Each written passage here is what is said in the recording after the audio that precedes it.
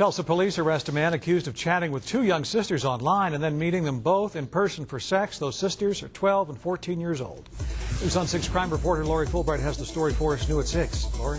Well, Scott, we have learned this man was out on bail from another county for the very same crime when police say he was committing these new ones.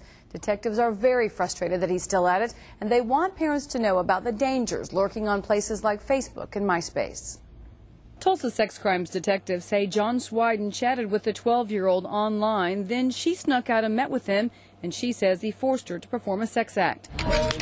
They say he kept messaging her, wanting her to meet again, but she refused, so her 14-year-old sister met him and they had sex.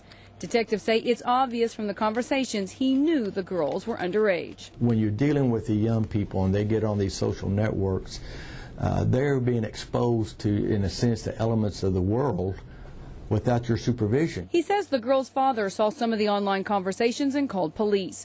During their investigation, Tulsa detectives learned Swiden was out on bond from Creek County on similar charges.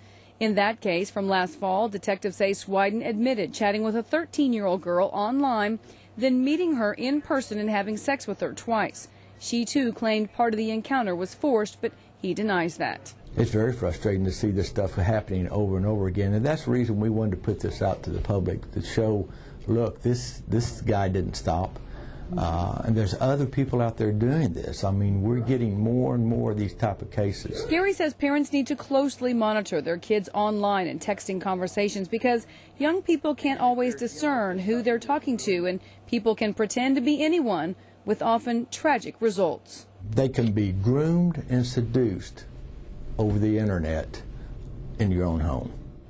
Swiden goes back to court in the Creek County case in July. He hasn't yet been arraigned on the Tulsa charges. There is software available that alerts parents whenever conversations about sex, suicide, or drugs take place on their child's phone or computer, or if someone is trying to meet with their child.